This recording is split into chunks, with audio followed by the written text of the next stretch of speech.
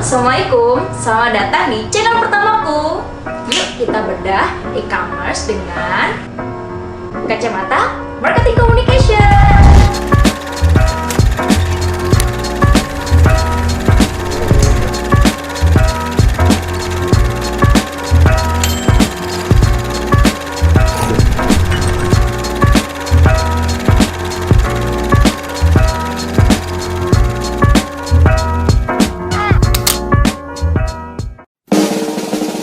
Di era digital sekarang ini, hidup membuat kita lebih efisien dan lebih mudah. Contohnya saja, ketika kita mau kemana-mana itu gampang, tinggal pesen ojek online. Mau makan tapi nggak mau ribet atau mager aja di kamar, tinggal pesen GrabFood maupun GoFood. Atau mau belanja online, ya bisa aja, tinggal kita install aplikasi online atau order di Instagram atau WA.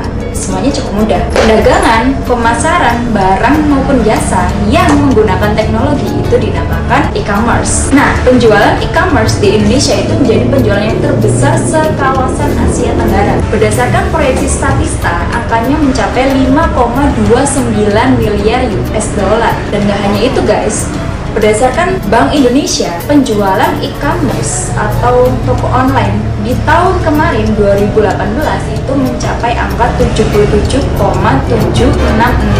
triliun rupiah. Wow, fantastik ya. Dan itu sudah mencapai 119% peningkatannya dari tahun 2017.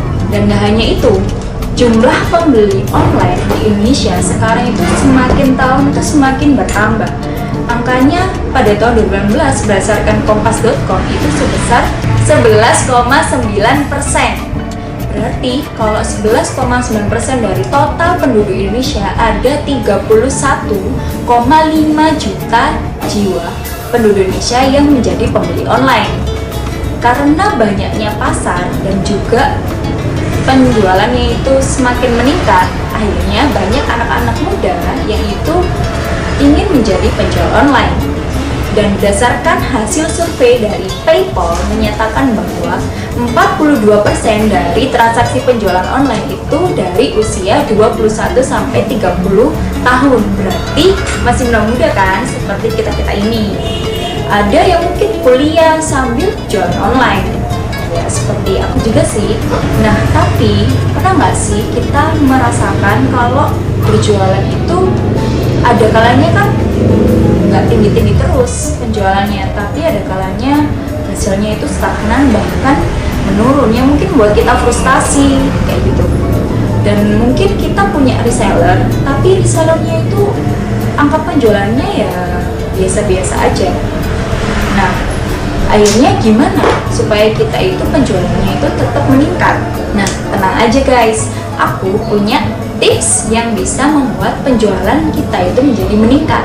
Nah, pengen tahu nggak caranya supaya penjualan kita itu meningkat? Kalau pengen tahu, so keep watching! Jadi, menurut kalian, apa sih strategi yang bisa kita lakukan untuk meningkatkan penjualan kita? Nah, dari teori marketing communication itu ada yang namanya sales promotion. Sales promotion ini adalah strategi yang bisa kita lakukan untuk meningkatkan penjualan kita. Nah, apa sih bedanya antara promosi dan sales promotion? Kalau promosi itu adalah kegiatan penawaran barang maupun jasa yang dilakukan oleh pemasar kepada konsumennya atau target pasarnya.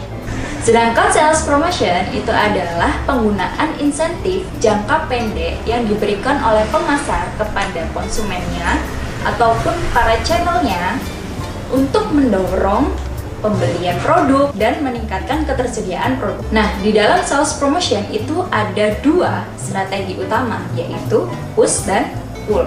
Yang pertama, strategi push adalah strategi yang mendorong para channel kita. Kalau di online shop berarti mendorong untuk reseller ataupun dropship agar meningkatkan pembelian mereka dan juga meningkatkan ketersediaan produk. Sedangkan pull itu adalah strategi yang ditujukan kepada konsumen tingkat akhir. Jadi yang itu tidak punya reseller, yang langsung ke konsumen. Apa aja tuh di dalam strategi push dan pull? Yang pertama kita bahas dulu strategi pull. Yang pertama yaitu premiums. Apa ada yang tahu di sini? Premiums itu apa? Saya tahu. Premiums itu yang bahan bakar untuk motor kan? Bukan itu yang tak maksud. Premiums adalah pemberian hadiah atau hal spesial lainnya yang diberikan oleh pemasar kepada konsumen. Apalagi kalau hadiahnya itu gratis, pasti sudah banyak yang suka lah. Apalagi kalau hadiahnya itu menarik dan terbatas, pasti pada rebutan tuh untuk mendapatkan hadiah itu. Nah, ini nih guys, contoh-contoh hadiah yang bisa kita lakukan untuk konsumen. Untuk mensukseskan premiums kita harus memperhatikan hal berikut ini. Hadiah dari premiums kita itu harus sesuai dengan target pasar.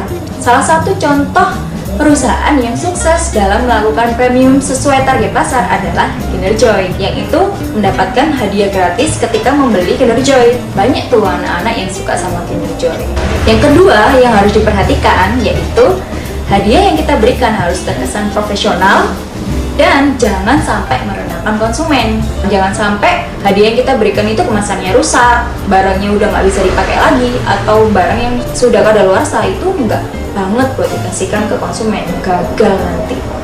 Yang terakhir, yang ketiga itu adalah hadiahnya harus jelas.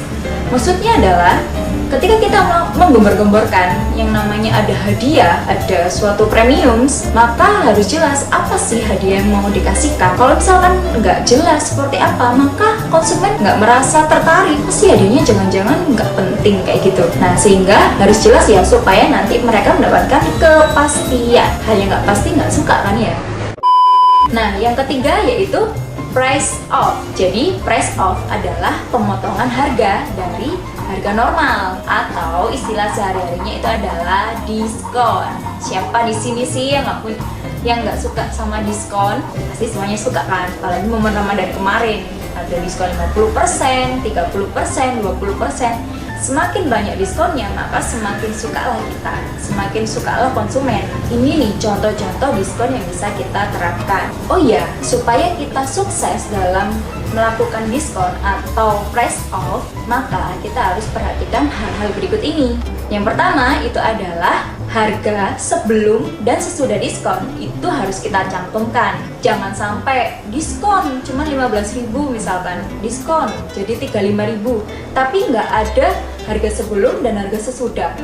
Terus mereka akan bingung seberapa jauhnya sih dipotongnya. Yang kedua ada batasan waktunya. Jadi diskon itu jangan sampai tiap hari diskon.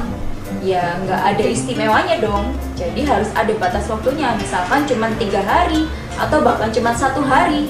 Sehingga konsumen itu akan berusaha untuk membeli secepatnya. Yang ketiga adalah jangan sampai pola diskon kita itu terbaca. Jadi jangan sampai waktunya itu terbaca. Misalkan toko ini tuh melakukan diskon sebulan sekali, maka akhirnya konsumen akan membeli di awal bulan aja kalau diskonnya itu di awal bulan. Jadi jangan sampai pola dari waktu pembelian diskon itu terbaca oleh konsumen.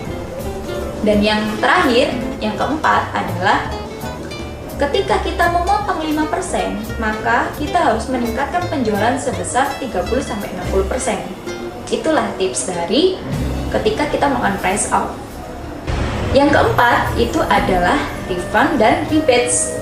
Nah, refund dan rebates ini adalah sebenarnya kalau kita sehari-hari itu taunya adalah cashback. Cashback itu adalah pengembalian uang. Nah, kalau kita beli sesuatu kemudian dikembalikan uangnya dengan sejumlah tertentu, pastinya seneng kan? Soalnya uangnya bisa buat yang lain, mungkin buat parkir, buat beli apapun itu. Yang kedua itu adalah strategi push yang dipertujukan untuk kita-kita yang sudah punya reseller. Jadi kalau belum punya reseller nggak bisa menerapkan strategi ini. Soalnya untuk memotivasi para reseller supaya meningkatkan pembelian mereka dan juga supaya meningkatkan ketersediaan produk mereka. Nah, ada apa aja sih? Yang pertama adalah mengenai trade contest, yang kedua adalah mengenai trade incentive. Yang pertama itu adalah trade contest. Jadi trade contest adalah kompetisi yang kita adakan sebagai pemasar untuk para channel kita, atau dalam hal ini itu adalah untuk reseller kita. yang bertujuan untuk memotivasi mereka segera membeli dalam jumlah banyak. Nah, ada apa aja sih yang perlu kita perhatikan? Yang pertama adalah harus ada reward yang menjanjikan. Jadi rewardnya itu harus yang semenarik mungkin sesuai dengan keinginan mereka atau karakter mereka. Dan yang kedua, harus ada batas waktunya. Yang kedua adalah trade incentive. Nah, di sini adalah tunjangan yang kita berikan untuk para reseller kita supaya mereka semakin termotivasi untuk meningkatkan pembelian dan juga meningkatkan ketersediaan produk.